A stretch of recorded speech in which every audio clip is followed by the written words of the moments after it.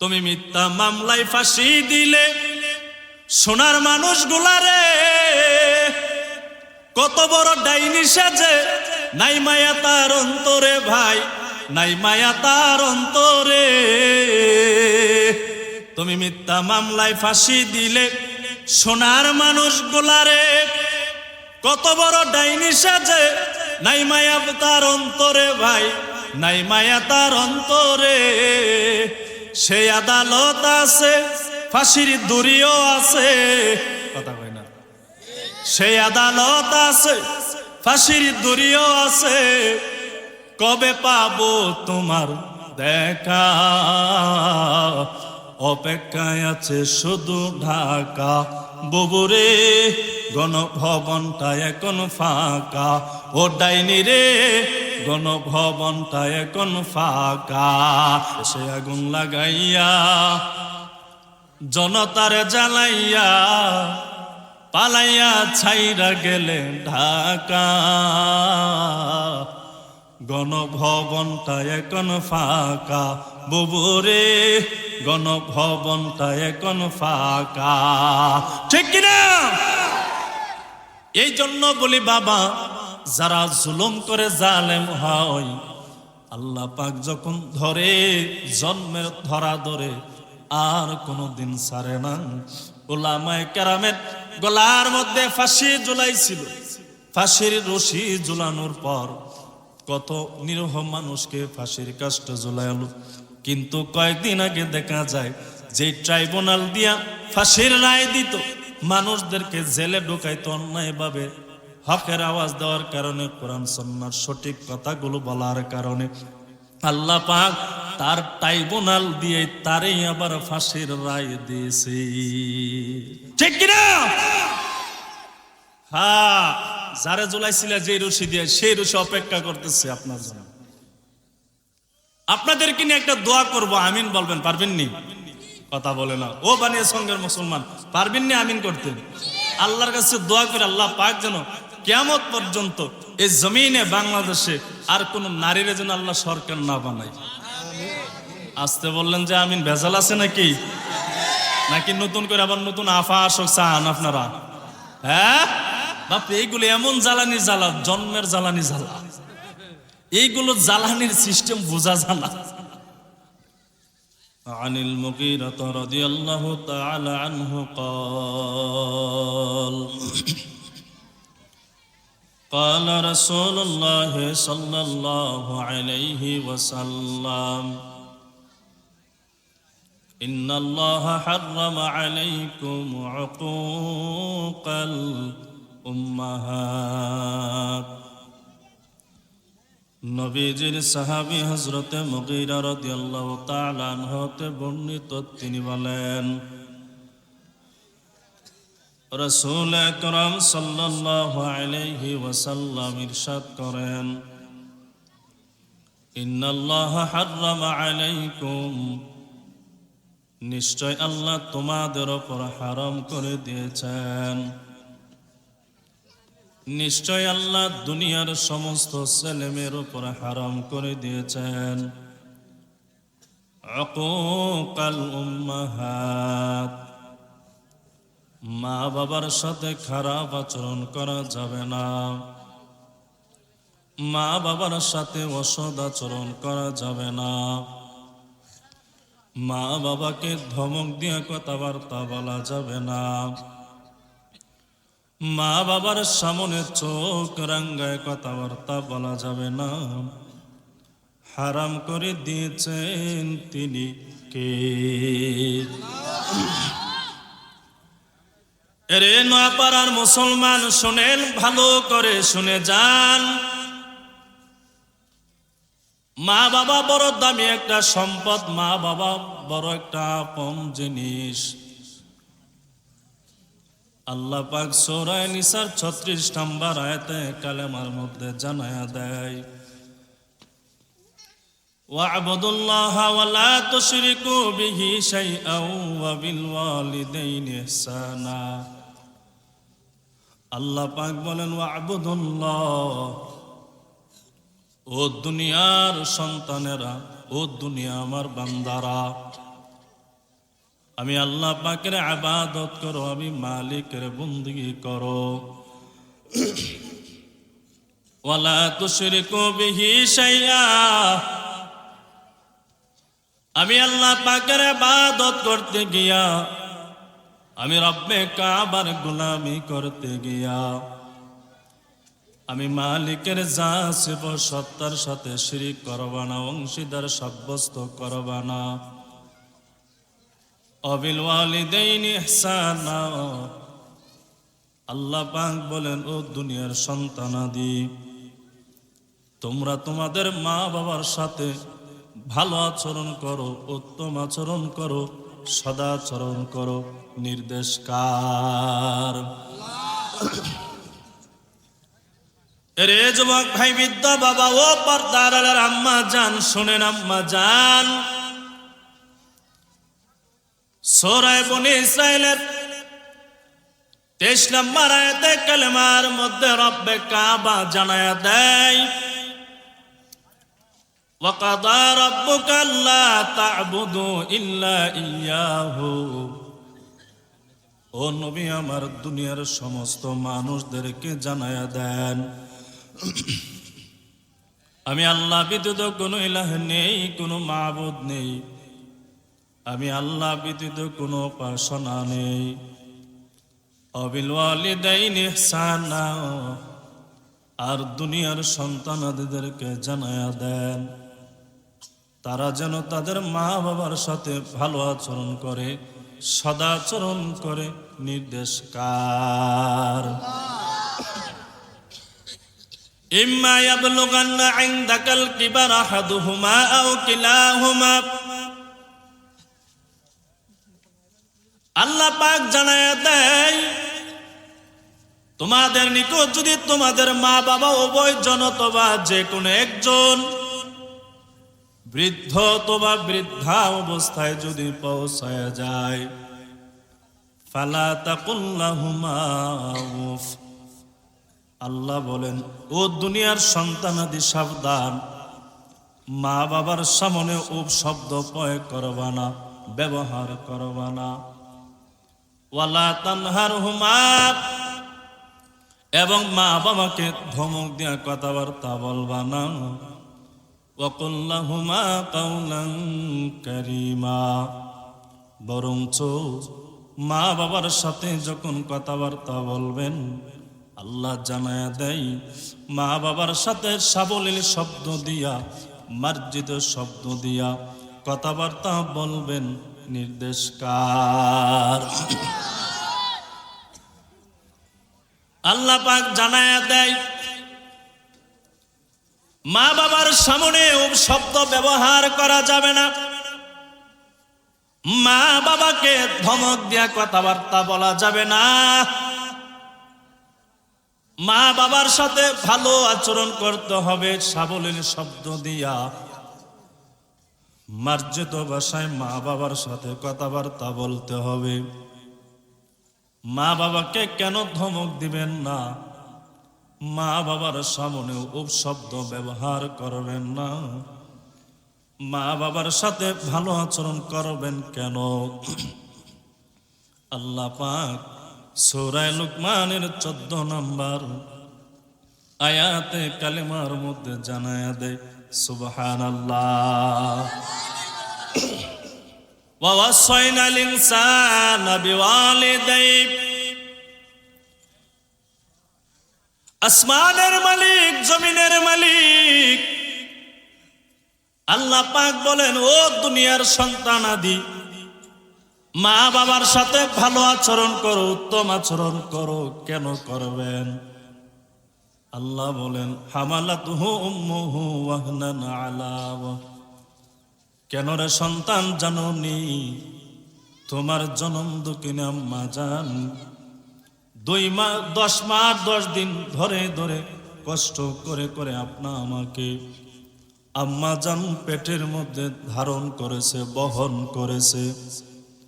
ওয়াফিসালুহু ফি আমাইন, আর আম্মা জান আপনা আমাকে 2 বছর ধরে ধরে আম্মা জানের স্তনের দুধ পান করালেন।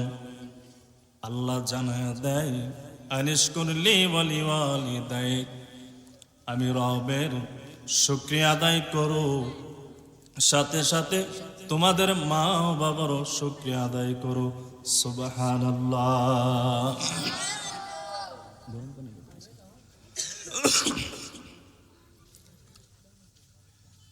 আল্লাহ পাক শেষ অংশের মধ্যে জানায় দেয় ইলাইয়াল মাসির, একদিন কিন্তু আমি রবের সামনে দাঁড়াতে হবে।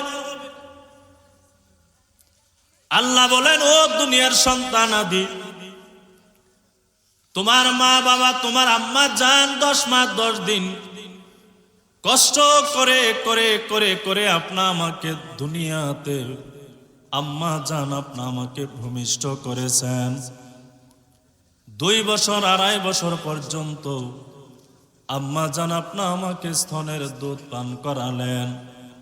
আল্লাহ জানায় দেয়, আমি রবের শুকরিয়া আদায় করো, সাথে সাথে তোমাদের মা বাবারও শুকরিয়া আদায় করো। মা বাবার খেদমত করলেন কি করলেন না? মা বাবা অসুস্থ হলে চিকিৎসা করালেন কি করালেন না? মা বাবার টাকা পয়সার প্রয়োজন দিলেন কি দিলেন না? মা বাবার হাজত আছে পূরণ করলেন কি করলেন না? আল্লাহ জানায়া দেয়, হাসরের ময়দানে আমি মালিকের দরবারে দাঁড়াতে হবে।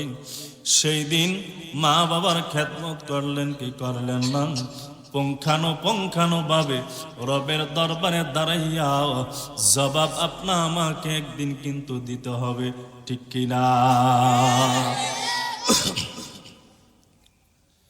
এরে যুবক ভাই, বৃদ্ধ বাবা, ও পর্দার আম্মা জান, শুনেন, ওই মা বাবা খুশি তো আমার আল্লাহ খুশি। মা বাবা বেজার, আল্লাহ বেজার হয়ে যায়। তিরমিজি শরীফের হাদিস নাম্বার হলো 1599 নাম্বার অথবা 1905 নাম্বার। এ হাদিসের মধ্যে নবীজির সাহাবী عن عبد الله بن عمرو رضي الله تعالى عنه قال قال رسول الله صلى الله عليه وسلم رضا الرب في رضا الوالد وسخط الرب في سخط الوالد। নবীজির সাহাবী আব্দুল্লাহ ইবনে আমর রাদিয়াল্লাহু তাআলা আনহু হতে বর্ণিত, তিনি বলেন, রাসূল আকরাম সাল্লাল্লাহু আলাইহি ওয়াসাল্লাম ইরশাদ করেন, রিজার রব্বি ফি রিজাল ওয়ালিদ, মা বাবা খুশি তো আমার আল্লাহ খুশি। সুবহানাল্লাহ কইতেন না? মা বাবা খুশি তো কে খুশি? আর আওয়াজ দেয়া বলেন তো, বাবা কে খুশি?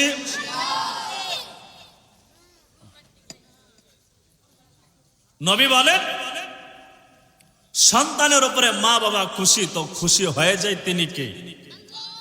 একটু দিল থেকে আল্লাহর নামটা উচ্চারণ করতে কি কিফনতা লাগতেছে? একটু আওয়াজ দেয়া বলি না, বাবা কে? এরপরে নবী আমার জানায়া দেয়, ওয়া সাখাতুর রাব্বি ফি সাখাতিল ওয়ালিদ, ওই সন্তানের উপরে মা বাবা বেজার তো আমার আল্লাহ বেজার হয়ে যায়। এরে বানিয়া সঙ্গের মুসলমান, সন্তানের উপরে মা বাবা খুশি তো খুশি হয় তিনি কে? সন্তানের উপরে মা বাবা বেজার তো বেজার হয় তিনি কে? ওই মা বাবা এমন একটা দামি সম্পদ। হাদিসের কিতাব মুসনাদে আহমদ, এ হাদিসের মধ্যে নবীজির সাহাবী عن عبد الله بن عباس رضي الله تعالى عنهما قال قال رسول الله صلى الله عليه وسلم ما من ولد بار ينظر إلى والديه نظرة رحمة। নবীজির সাহাবী আব্দুল্লাহ ইবনে আব্বাস রাদিয়াল্লাহু তাআলা আনহুমা বলেন, রাসূল আকরাম সাল্লাল্লাহু আলাইহি ওয়াসাল্লাম ইরশাদ করেন,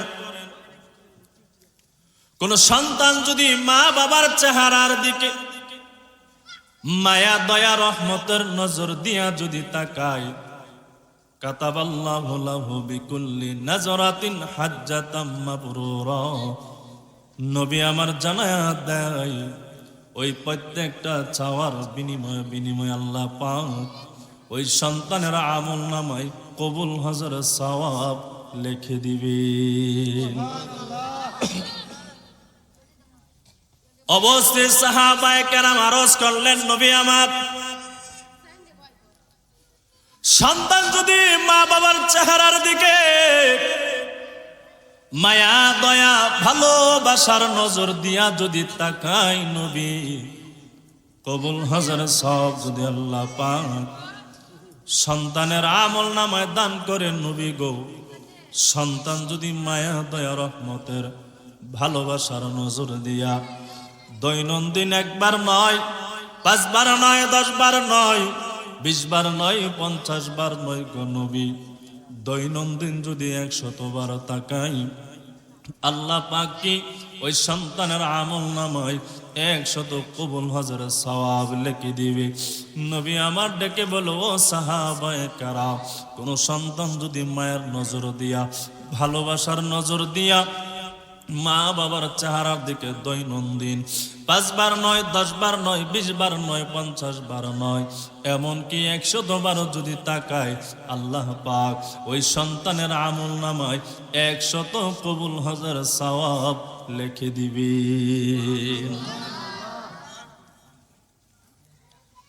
এরে যুবক ভাই, বৃদ্ধ বাবা, ও পর্দার আলার আম্মা জান,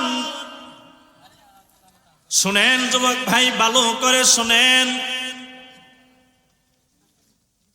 সাহাবী নবীর কাছে আসলেন, প্রশ্ন করলেন, নবী আমার,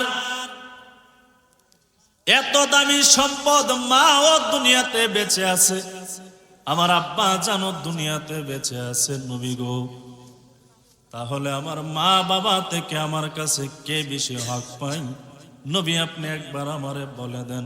সুবহানাল্লাহ। বুখারী শরীফের 5546 নম্বর হাদিস,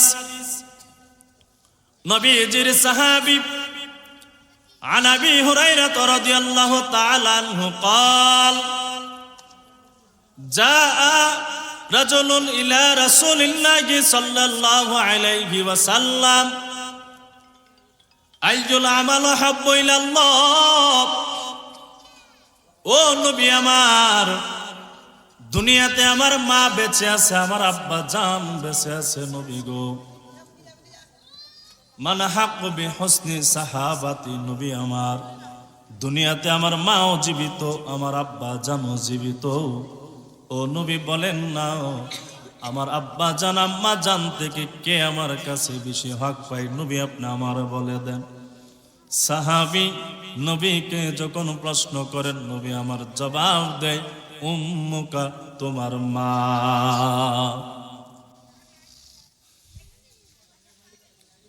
পরে সাহাবী আবার প্রশ্ন করেন, সুম্মা মান ইয়া রাসূলুল্লাহ, ও নবী আমার, এরপরে কে আমার কাছে বেশি হক পায় বলেন? সাহাবী দ্বিতীয়বার যখন প্রশ্ন করেন, নবীজি আবারও বলেন, উম্মুকা, তোমার মা। সুবহানাল্লাহ বলি না বাবা? আপনার মন কি এইদিকে আছে না অন্যদিকে? বলেন তো বাবা একটু, অন্যদিকে মন? তাইলে আমি বয়ান করবো না, শর্টকাট 5-10 মিনিটে শেষ করে দেব। আর যদি বয়ান শোনার থাকে, ইচ্ছা থাকে, তাহলে এইদিকে একটু নজর দেন, ওইদিকে না তাকাইয়া। আমি অনেক দূর থেকে আসছি, আপনাদেরকে নিয়ে ঘন্টার সময় একটু মুজাকারা করব, মানে আপনারা যদি পাওয়ার পর আসার পরে মনে মজা পাবো না। সাহাবী দ্বিতীয়বার প্রশ্ন করলেন, নবী আমার, কে আমার মা আমার জীবিত আছে, আব্বা জানো জীবিত আছে, ও নবী বলেন না, কে আমার কাছে বেশি হক পায়? দ্বিতীয়বার সাহাবীর প্রশ্নের জবাবে নবী বললেন, তোমার আম্মা জান। তৃতীয়বার সাহাবী আবার প্রশ্ন করলেন, সুম্মা মান ইয়া রাসূলুল্লাহ, ও নবী এরপরে কে আমার কাছে বেশি হক পায়? তৃতীয়বার নবী আমার জানায় দেয়, উম্মুকা, তোমার মা। সুবহানাল্লাহ। সাহাবী কয়, কিরে যতবার প্রশ্ন করে শুধু আম্মা জানের কথাই বলে, আব্বা জানের কথা বলে না। চতুর্থবার সাহাবী প্রশ্ন করলেন, নবী আমার, ও নবী এরপরে কে আমার কাছে বেশি হক পায়? নবী বলেন না। চতুর্থবার সাহাবী যখন প্রশ্ন করেন, নবী উত্তর দেয় সাহাবী, সুম্মা আবুকা, চতুর্থ নাম্বার তোমার কাছে হক পায় তোমার আব্বা জান। এই হাদিসের মধ্যে আম্মা জানের কথা 3 বার বলা হয়েছে, আব্বা জানের কথা মাত্র 1 বার বলা হলো। মুহাদ্দিসিনে কেরাম বলেন, মায়ের কথা 3 বার বলার পেছনে কারণ হলো আম্মা জান 3টা জায়গার মধ্যে ভীষণ কষ্ট করে, এই জন্য আম্মা জানের কথা 3 বার বললেন। আব্বা জান 1 জায়গার মধ্যে কষ্ট করে, এই জন্য নবী আমার আব্বা জানের কথা 1 বার বললেন। সুবহানাল্লাহ। সাহাবী যখন প্রশ্ন করলেন, নবী আমার মাও আমার দুনিয়াতে বেঁচে আছে, আমার আব্বা জানও বেঁচে আছে, নবী বলেন না কে আমার কাছে বেশি হক পায়? নবী প্রথমবার বললেন তোমার মা। কেন বললেন? আপনি আমি দুনিয়াতে যখন আগমন করব, আগমন করার পূর্বে 10 মাস 10 দিন আম্মা জানের পেটের মধ্যে আপনি আমি থাকি। ওই 10 মাস 10 দিনের কষ্ট শুধু আম্মা জান জানে, আব্বা জান কিন্তু বুঝে না। রাতের বেলা আম্মা জান আরামে ঘুমাতে পারে না, খাইতে চাইলে আম্মা জান খেতে পারে না, আম্মা জান বসতে চাইলেও আম্মা জান বসতে পারে না, দাঁড়াতে চাইলেও আম্মা জান ভালোভাবে দাঁড়াতে পারে না। একটু হাঁটাহাঁটি করবে আম্মা জান কিন্তু পারে না। আপনি আমি পা দিয়ে আম্মা জানের পেটের মধ্যে লাথি মারি, হাত দিয়ে আম্মা জানের পেটের মধ্যে ঘুষি মারি। ওই 10 মাস 10 দিনের কষ্ট আম্মা জান বোঝে, আব্বা জান বোঝে না। এই জন্য নবীজি সাহাবীকে বললেন, ও সাহাবী, তোমার কাছে সবচেয়ে বেশি হকদার হলো তোমার আম্মা। দ্বিতীয়বার সাহাবী যখন প্রশ্ন করলেন, নবী এরপরে কে আমার কাছে বেশি হক পায়? দ্বিতীয়বারও নবী আমার বললেন, সাহাবী তোমার আম্মা জান। কেন নবী আমার আম্মা জানের কথা বললেন? 10 মাস 10 দিন পরে যখন দুনিয়াতে আগমন করব, সেই দিনের ব্যথা, সেই দিনের কষ্ট আম্মা জান বুঝে, ওই দিনের ব্যথা কষ্ট কিন্তু আব্বা জান বুঝে না। এমনও আছে দুনিয়াতে আপনি আমি আগমন করতে গিয়া, ভূমিষ্ঠ হতে গিয়া আম্মা জান ব্যথা সহ্য করতে পারে না, যার কারণে আম্মা জান দুনিয়া থেকে বিদায় হয়ে শাহাদাতের মর্যাদা পেয়ে দুনিয়া থেকে বিদায় হয়ে যায়। এমন ঘটনা আছে কি নাই? আছে না বাবা, আছে না? সন্তানকে জন্ম দিতে গিয়ে আম্মা জান দুনিয়া থেকে বিদায় হয়ে যায়। নবী বলেন, সন্তান জন্ম দিতে গিয়ে আম্মা জান যদি দুনিয়া থেকে বিদায় হয়ে যায়, আল্লাহ পাক শাহাদাতের মর্যাদা দিয়া হাসরের ময়দানে জান্নাত দান করে দিবেন। এরে যুবক ভাই, বৃদ্ধ বাবা ও পর্দার আম্মা জান, শুনেন, ভালো করে শুনেন। তৃতীয়বার সাহাবী প্রশ্ন করলেন, ও নবী আমার এরপরে কে আমার কাছে বেশি হক পায়? তৃতীয়বারও নবীজি বললেন তোমার আম্মা জান। মুহাদ্দিসিনে কেরাম বলেন, কেন তৃতীয়বার আম্মা জানের কথা বললেন? বলে দুনিয়াতে আগমন করার পর 2 থেকে 2.5 বছর পর্যন্ত আম্মা জান নিজের সৌন্দর্যের চেহারার দিকে না তাকাইয়া দিনে নাই রাত্রে নাই ঘুমে নাই সজাগে নাই আপনি আমি যখন পেটের খিদায় যন্ত্রণায় সহ্য না করতে পেরে কান্নার আওয়াজ দিয়েছি, আম্মা জান পুরা ঘুমের মধ্যে মগ্ন, সন্তানের কান্নার আওয়াজটা যখন কানে পর্যন্ত পৌঁছায় যায়, আম্মা জানের আরামের ঘুমটাকে নষ্ট করিয়া সন্তানের মুখের মধ্যে আম্মা জানের স্তনটা বাড়ায়া দেয়। 2 থেকে 2.5 বছর পর্যন্ত আম্মা জান কষ্ট করে। এই জন্য বাবা, যারা আম্মা জানের স্তনের দুধ পান করিয়া ঠিকঠাক ভাবে সন্তান বড় হয়, ওই সন্তানগুলো বড় হওয়ার পরে মা বাবার সাথে বেয়াদবি করে না, বরঞ্চ সন্তান জন্ম হওয়ার পরে নিজের সৌন্দর্য যৌবনের ঠিক রাখার জন্য সন্তানকে দোকান থেকে মার্কেট থেকে দুধ আনিয়া সন্তানকে যখন দুধ খাওয়ায়, এই সন্তানগুলো যখন বড় হয়, এক সময় দেখা যায় আব্বা জান আম্মা জানকে বৃদ্ধাশ্রমে পাঠায়া দেয়। আছে কিনা? বৃদ্ধাশ্রমে পাঠায়, আছে না এমন সন্তান? কথা কয় না, আছে কিনা? ঢাকা বিশ্ববিদ্যালয় পর্যন্ত শিক্ষিত, উঁচু লেভেলের সার্টিফিকেট আছে, মা বাবারে বৃদ্ধাশ্রমে পাঠায় দেয়। 3 তলা বিল্ডিং, বিশাল বড় বড় রুম, বয়স্ক মা বাবার থাকার মতন জায়গা নাই। কথা কয় না।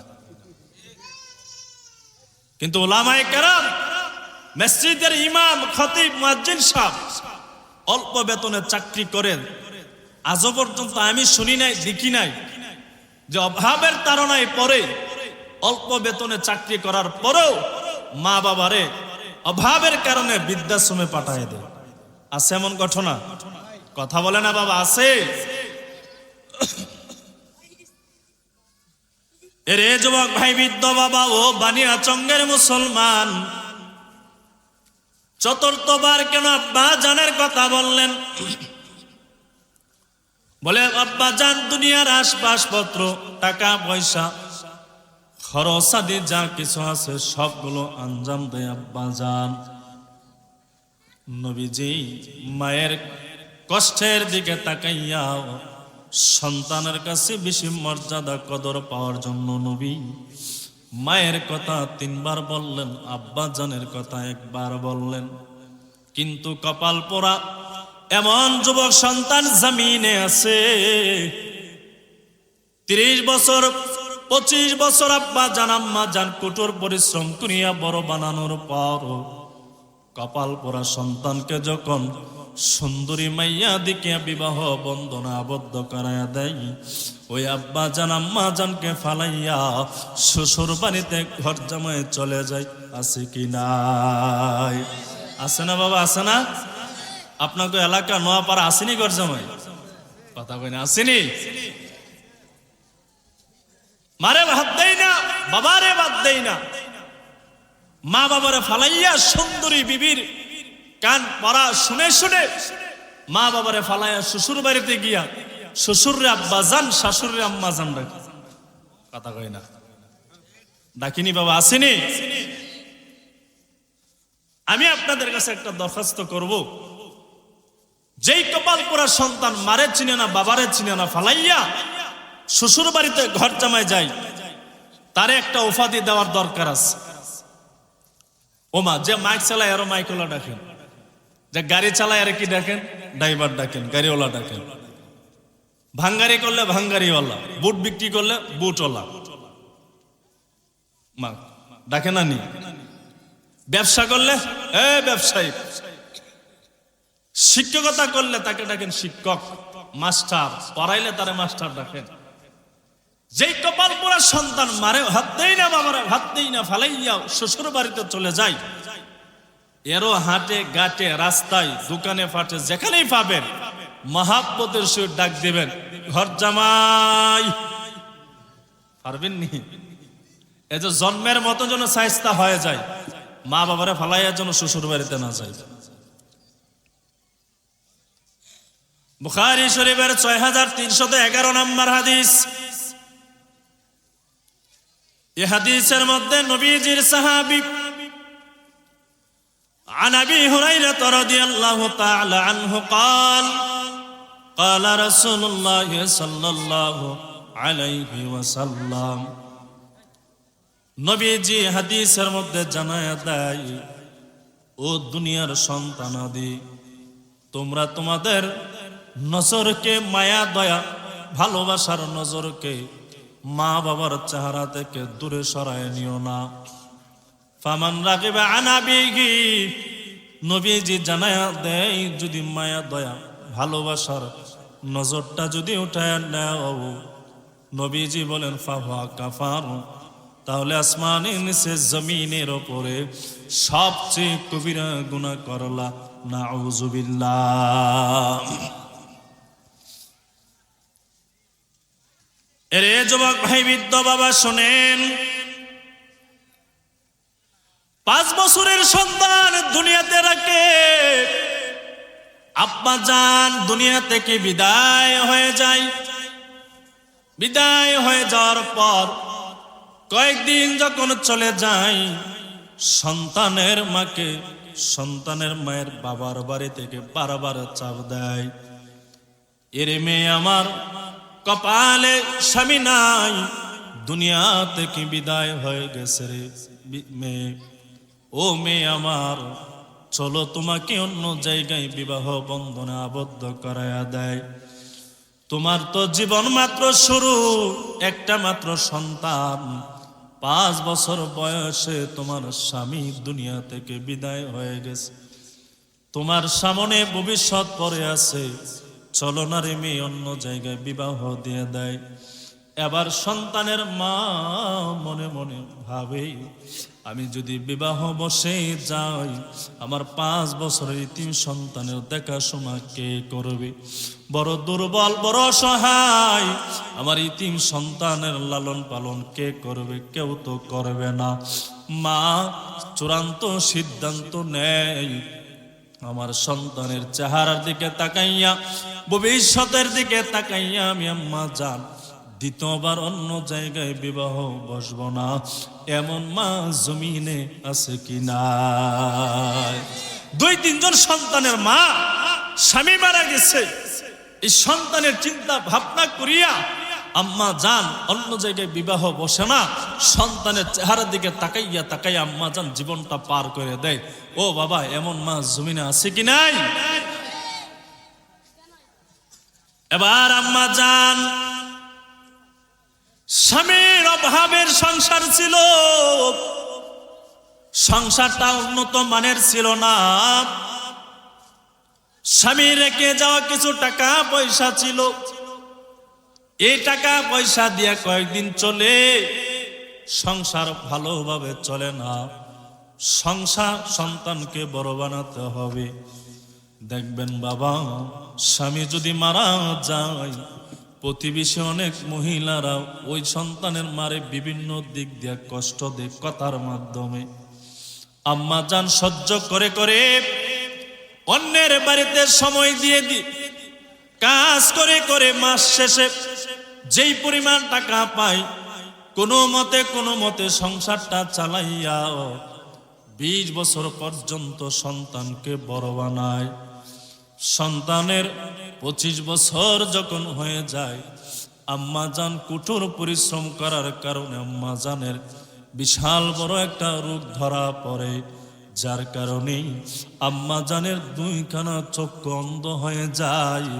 দুনিয়ার কোনো আলো আম্মা জান, সূর্যের আলো আম্মা জান আর দেখে না।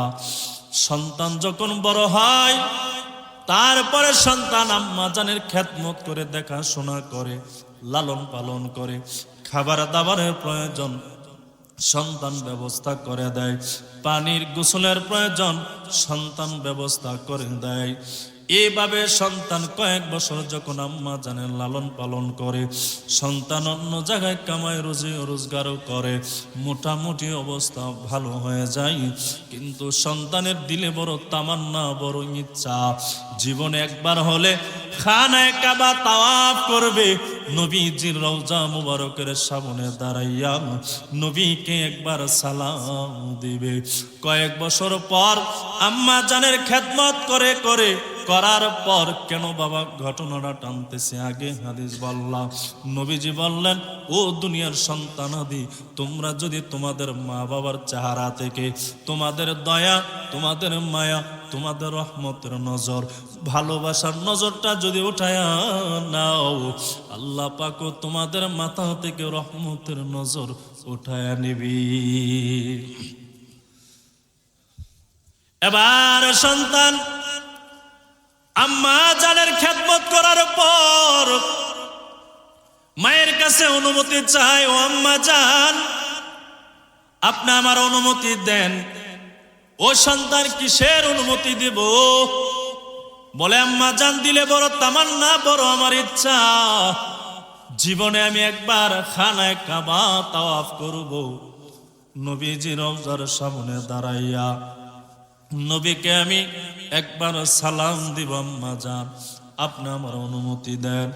আম্মা জান চোখের পানি ফালাইয়া জবাব দিয়ে, রে সন্তান, আমি মা বড় অন্ধ, আমি মা বড় দুর্বল, আমি মা দুই চোখে দেখি না।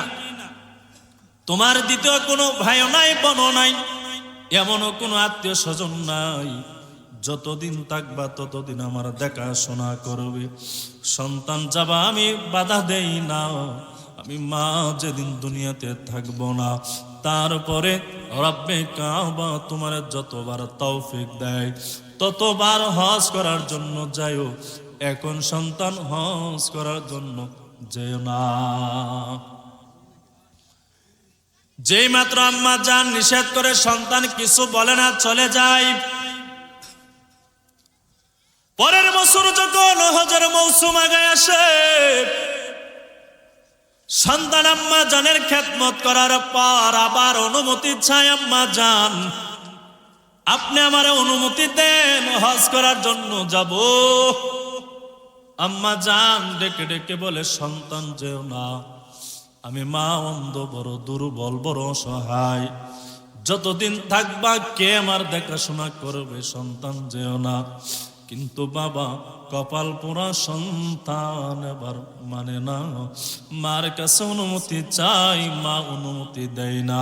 এক পর্যায়ে কপাল পোড়া হতভাগা সন্তান মায়ের অনুমতি না নিয়ে হজ করার জন্য রওনা হয়ে যায়। নাউজুবিল্লাহ। যেই মাত্র সন্তান হজ করার জন্য রওনা হয়ে যায়, ও বানিয়া সঙ্গের মুসলমান, আম্মা জান আর সহ্য করতে পারে নাই। আম্মা জানের কলিজার মধ্যে বড় আঘাত, চোখ বেয়ে আম্মা জানের টপ টপ করে পানি পড়তেছে, গাল ভিজে যায়, বুক পর্যন্ত ভিজে যায়। চেহারাটা আসমানের দিকে উঠাইয়া, আসমানের মালিক, জমিনের মালিক আল্লাহ পাকের কাছে অভিযোগ দিয়া বলে, মালিক, যে সন্তানকে 10 মাস 10 দিন গর্ভ ধারণ করালাম, আল্লাহ 5 বছর বয়সে সন্তানের বাবা দুনিয়া থেকে বিদায় হয়ে যায়। সন্তানের সুখ শান্তির দিকে তাকাইয়া আমি আম্মা জান দ্বিতীয়বার অন্য জায়গায় বিবাহ বসি নাই।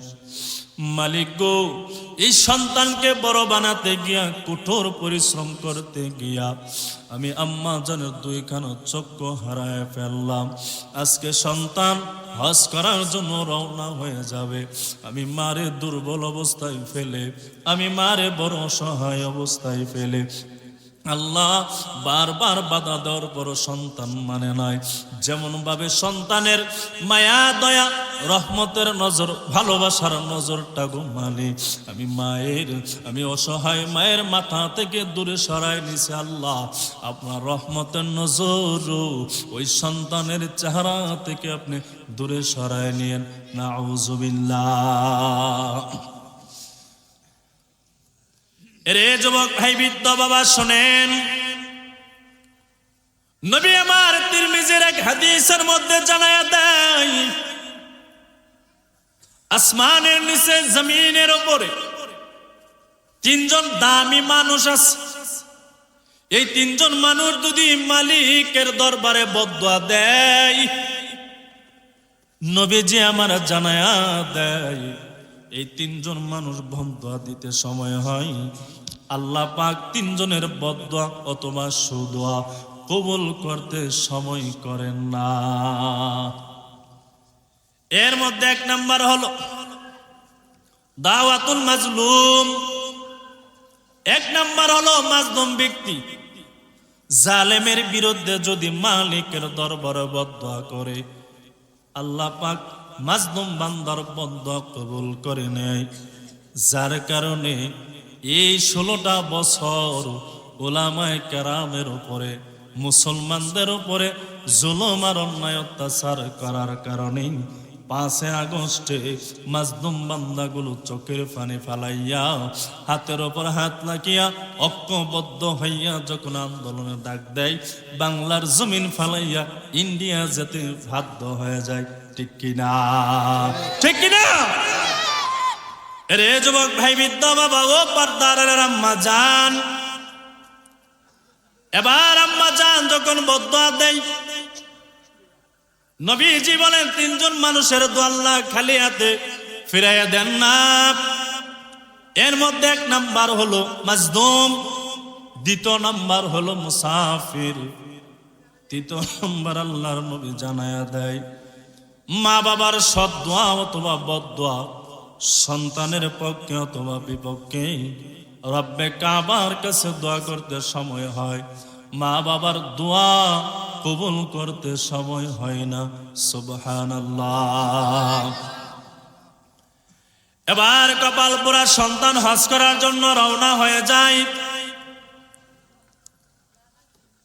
যেই মাত্র রওনা হয়ে যায়, দিন চলে যায়, সন্ধ্যা যখন চলে আসে, মরুভূমির প্রান্ত দিয়া যুবক আল্লাহর বান্দা কোথায় যাবে তাকায় দেখে ছোট্ট একটা গ্রাম। গ্রামের ভিতরে যখন যুবক আল্লাহর বান্দা ঢুকে যায়, রাতের বেলা কার কাছে আশ্রয় নিবে বান্দা কাউরে চিনে না, তারও কেউ চিনে না। তাকাইয়া দেখে ছোট্ট একটা মসজিদ, বান্দা মসজিদের ভিতরে ঢুকে গেল, সিদ্ধান্ত নিল এই মসজিদে আজকে রাতটা আমি কাটায়া দেব। রাত যখন হয়ে যায়, যুবক আর ঘুমাই না, উযু বানায়া তাহাজ্জুদের নামাজে দাঁড়ায়া যায়। এই দিকে এক চোরা মিয়া মালিকের বাড়িতে চুরি করার জন্য বস্তা নিয়ে ঢুকে যায়।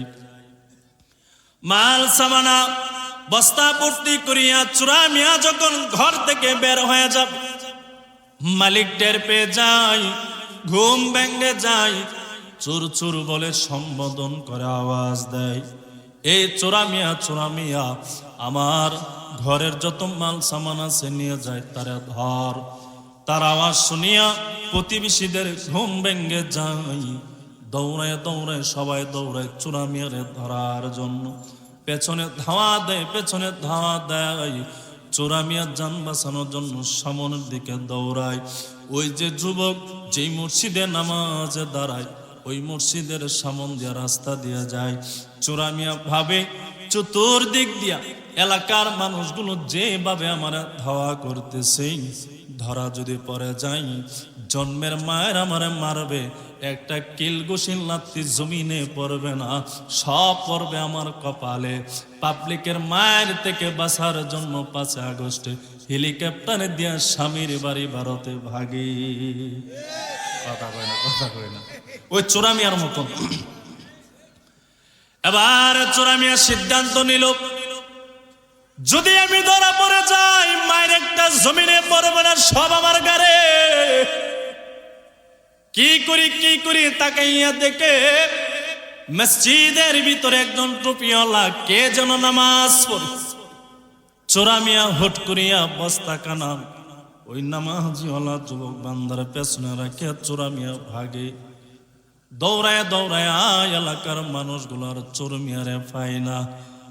তাকাইয়া দেখে মসজিদে কে যেন নামাজ পড়ে। একজনের নজর মসজিদে চলে যায়, সন্দেহ নিয়া মসজিদের ভিতরে ঢুকে যায়।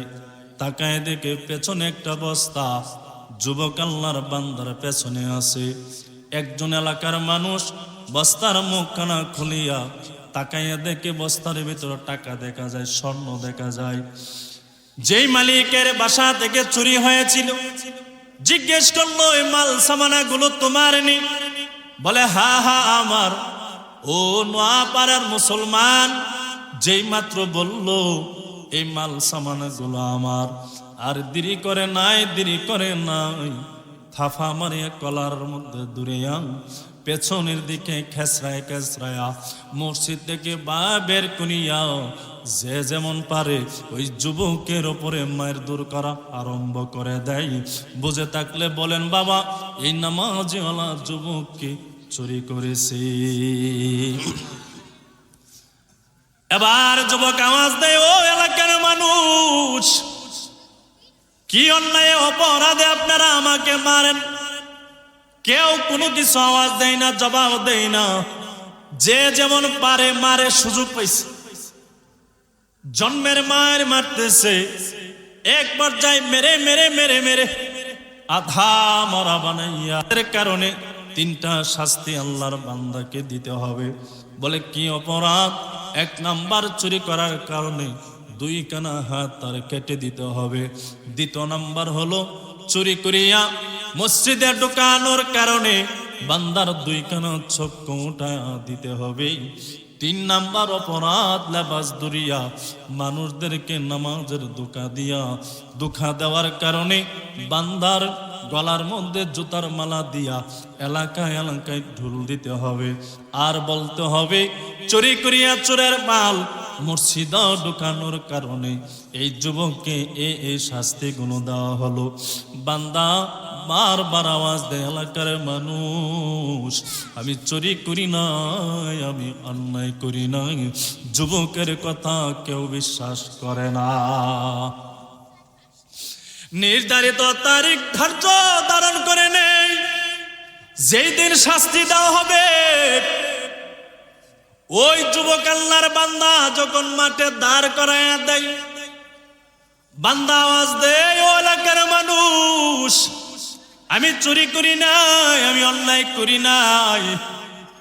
এলাকার মানুষগুলো শুনে না, চতুর্দিক দিয়ে মানুষগুলো আল্লাহর বান্দাকে বেষ্টন করে নেয়। বান্দা দাঁড়াইয়া দাঁড়াইয়া বারবার আওয়াজ দেয়, কেউ শুনে না। এক পর্যায়ে দেখা যায় বান্দার চোরের দায়ের অপরাধের কারণে 2 কানা হাত যুবকের কেটে দেয়। কিছুক্ষণ পর যুবক আল্লাহর বান্দার 2 কানা চক্ষু অন্ধ বানায়া দেওয়া হয়।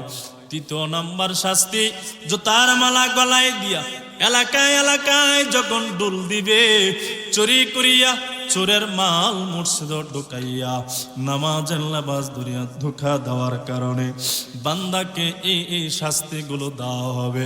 এবার বান্দা যুবক ডাক দিয়া বলে, ও এলাকার মানুষ, এভাবে এলান দিবা না, এভাবে ঘোষণা দিবা না, এভাবে প্রচার করবা না। প্রচারটা এভাবে করো, মায়ের অনুমতি ছাড়া যদি সন্তান যদি হজ করার জন্য রওনা হয়ে যায়, আল্লাহ তাআলার পক্ষ থেকে এই শাস্তি আরম্ভ হয়ে যায়। যেই মাত্র যুবক বলল, এলাকার মানুষগুলো আর সহ্য হয়ে যায়। কিরে যুবক, কি এমন বাক্য শোনাইলা? মার অনুমতি না নিয়ে যদি সন্তান হজ করার জন্য রওনা হয়, এই শাস্তি আরম্ভ হয়ে যায়। কিরে যুবক, কি শোনাইলা? আবার বলো, কি এমন কারণে, কি এমন ঘটনার কারণে এই কথা তুমি বললা, বলো। যুবক আবার চিল্লায় আওয়াজ দেয়, ও এলাকার মানুষ, বললে আর কি লাভ হবে? যা হারাবার তো হারায়া ফেললাম, বললে তো তা আর কোনোদিন ফেরত আসবে না। এলাকার মানুষগুলো বারবার চাপ দেয়, বলো না রে যুবক, কি এমন ঘটনা হয়েছে? এবার যুবক ডাক দে বলে, ও এলাকার মানুষ, আমি 5 বছর বয়সের সময় আব্বা জান দুনিয়া থেকে বিদায় হয়ে যায়। আমার আম্মা জান আমার সুখের চিন্তা ভাবনা করে আম্মা জান অন্য জায়গায় বিবাহ বসে না। আমার আম্মা জান কঠোর পরিশ্রম করে করে করে করে আমার বড় বানাই। এক পর্যায়ে আম্মা জানের রোগের কারণে দুইখানা চোখ অন্ধ হয়ে যায়। আমার আম্মা জানের আমি খেদমত করি, কিন্তু দিলে বড় তামান্না, বড় আশা ছিল জীবনে আমি একবার হজ করব, হজে যাব। আমার মার কাছে অনুমতি চাই, আমার আম্মা জান আমার অনুমতি দেয় না। আমার মায়ের অনুমতি না নিয়ে আমি রওনা হয়ে গেছি। আসার সময় আমার আম্মা জানের বদদুয়ার আওয়াজটা আমার কান পর্যন্ত পৌঁছায় গেছে। আমার আম্মা জান আসমানের দিকে মাথা উঠাইয়া রবের কাছে বদদুয়া দিয়েছিল, আল্লাহ, যে সন্তানের মায়া দয়া রহমতের নজর আমি অন্ধ মায়ের মাথা থেকে দূরে সরায় নিছে, মালিক আপনার রহমতের নজরও ওই সন্তানের মাথা থেকে দূরে সরায় নিয়েন। আজকে আমি হাত হারাইলাম, চক্ষু হারাইলাম, গলার মধ্যে জুতার মালা দিলাম। এই এলাকার মানুষ আমি চুরি করি নাই। ওই যে আমার মায়ের বদদুয়া আমার মাথা থেকে যেন আল্লাহ তাআলা রহমতের নজর যেন উঠায়া নেয়। আমি চুরি না করিয়া হাত হারাইলাম, চুরি না করিয়াও আমি চক্ষু হারাইলাম, আমি চুরি না করিয়া জুতার মালা গলায় নিলাম। একমাত্র কারণ হলো আমার মায়ের বদদুয়া। বুঝছেন নি বাবা, বুঝছেন? এই জন্য মা বাবার সামনে অপশব্দ করবেন না, মা বাবার মনে আঘাত দিবেন না। বাজারে গেছেন, মার জন্য আব্বা জানের জন্য পারলে 50 টাকা দিয়ে একটা আপেল অথবা একটা কমলা কিনে নিয়ে আব্বা জান আম্মা জানের হাতের মধ্যে ধরায় দেন, দেখবেন লক্ষ টাকা দিলেও মা বাবা লক্ষ টাকার সে একটা আপেল পাওয়ার পরে বড় খুশি হবে।